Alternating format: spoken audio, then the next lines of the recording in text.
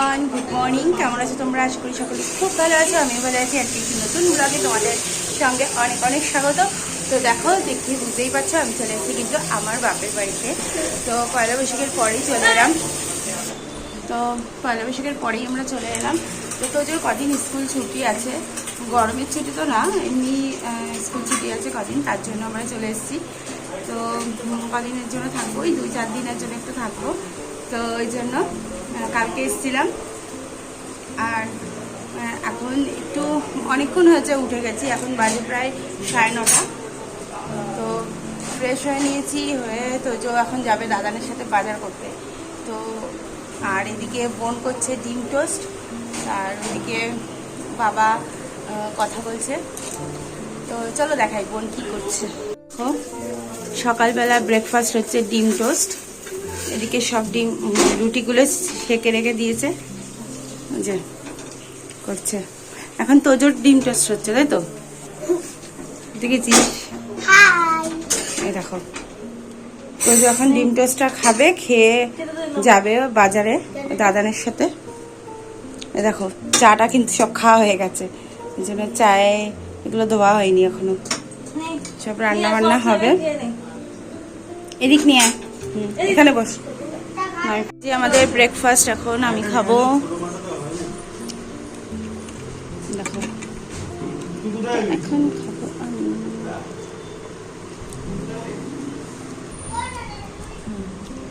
বাইরে কি রোদ। কিছুদিন আগে পয়লা বৈশাখের পরে আমি এসেছিলাম বাপের বাড়িতে, তোজোর স্কুল ছুটি ছিল তাই। আর সকালে দেখো আমি ব্রেকফাস্ট করছি, জানলার দিকে তাকিয়ে বসে রিল্যাক্সে, বেশ ভালো লাগছিল। বাবা বাজারে গিয়েছিল, নিয়ে এসে তরমুজ। এখন তরমুজটা কেটে ফ্রিজে রাখবো, তারপরে সবাই খাওয়া হবে। আর বাবা বাজার থেকে মাছ নিয়ে এসছে, মাছের মাথা নিয়ে এসছে। তো এইগুলো রান্নাবান্না হবে। মা ওইদিকে গোছাচ্ছে, পরে তোমাদের সাথে শেয়ার করব। আগে তরমুজটা কেটে নিই।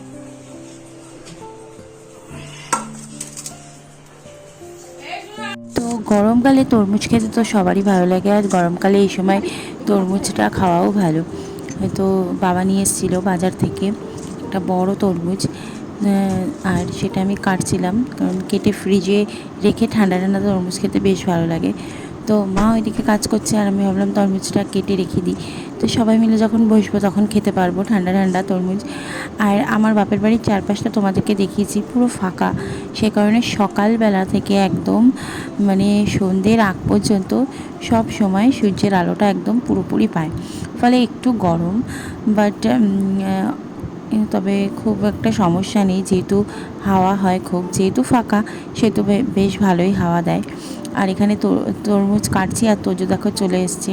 তো সবাই একবার করে আসছে তরমুজটা লাল হয়েছে কিনা দেখতে, আর একটা করে পিস নিয়ে চলে যাচ্ছে।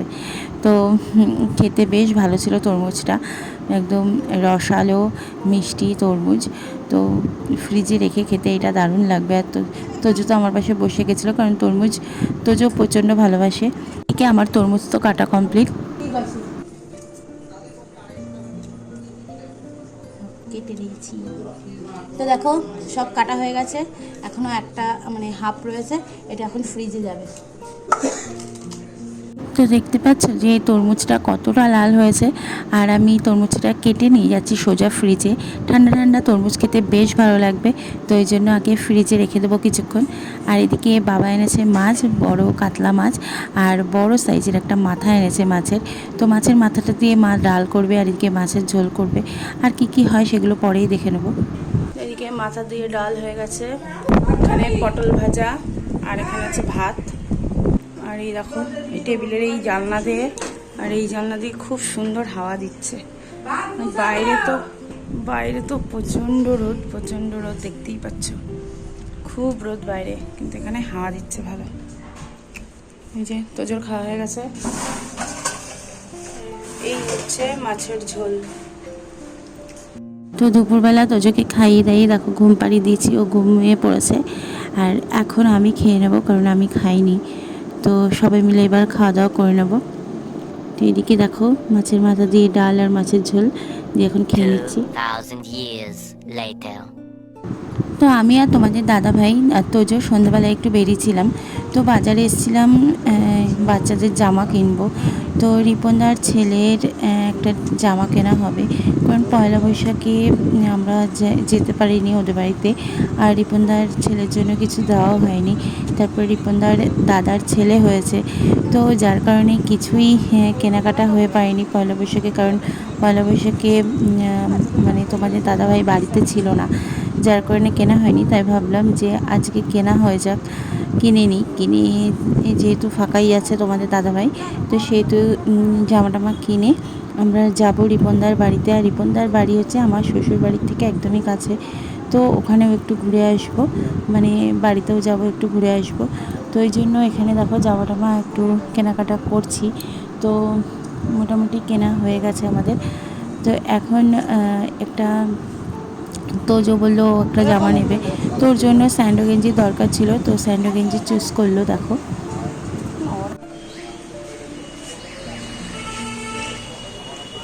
তো রিপনদার বাড়িতে এসে দেখছি পুচকুসোনা ঘুমাচ্ছে, তো গিফটগুলো দিয়ে আমরা চলে গেলাম বাড়ি। রিপনদার বাড়িতে গিয়েছিলাম, আর গিয়ে জামা টামা দিয়ে বেশিক্ষণ দাঁড়াইনি, চলে এসেছি আমার বাড়িতে এসেছি। তো ব্যাকগ্রাউন্ড থেকে বুঝতেই পারছো। তো বাড়িতে এলাম, তো বাড়িতে এলাম একটু দেখা করতে মা বাবার সাথে। মা বাবার সাথে দেখা করতে এসেছি, সোনাকে নিয়ে এসেছি। যেখানে রিপনদার বাড়ি আমাদের এই বাড়ি থেকে একদমই কাছে, ফ্রিজ চলছে ওপরে, তাই ওপরে এলাম একটু মাছগুলোকে দেখতে, আর ফ্রিজ চলছিল বন্ধ করতে। তো দাঁড়াও দেখাই ওদের, দেখো সব লুকিয়ে পড়লো পটপট করে, সব করে লুকিয়ে পড়েছে। ওই দেখো দেখো সবাই এখানে লুকিয়ে পড়েছে, আর পাইপের ভেতরে আছে।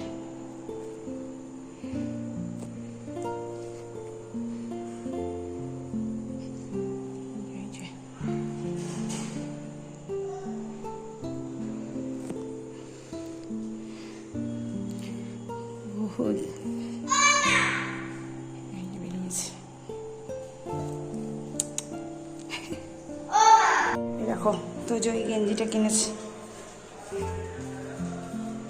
আমরা বাড়িতে এসেছি আর মা করেছে চা, তো সবাই মিলে চা বিস্কুট খেয়ে নিলাম আর একটু গল্পও করে নিলাম, আর তারপরে বেরিয়ে গেলাম আমাদের বাড়ি যাওয়ার জন্য। তো একদম ঘেমে নেমে একাকার হয়ে গেছি, কারণ প্রচণ্ড গরম।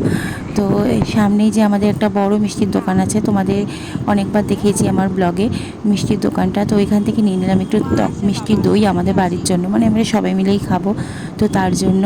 আর এখানে দেখছি একটা বড় কুলার লাগিয়েছে, একটা না দুটো, দুপাশে দুটো আছে, তো সমস্ত কাস্টমারদের জন্য, কারণ সবাই ঘেমে টেমে একদম একাকার হয়ে যাচ্ছে। বেশ ভালো করেছে এটা বেশ ভালো লাগলো আমার দেখে। এখন চলে এসেছি বাড়ি, এইমাত্র আসলাম। বাড়ি এসে দেখছি মা এখানে ডিনারের প্রিপারেশন করছে, তো একটু আলু ভাজা করছে, তোজোকে ভাত খাওয়াতে হবে। তো অনেকটাই রাত হয়ে গেছে, আজকের ব্লগটি আমি এখানেই শেষ করলাম। ভিডিওটি ভালো লাগলে সাবস্ক্রাইব করো, টাটা, গুড নাইট।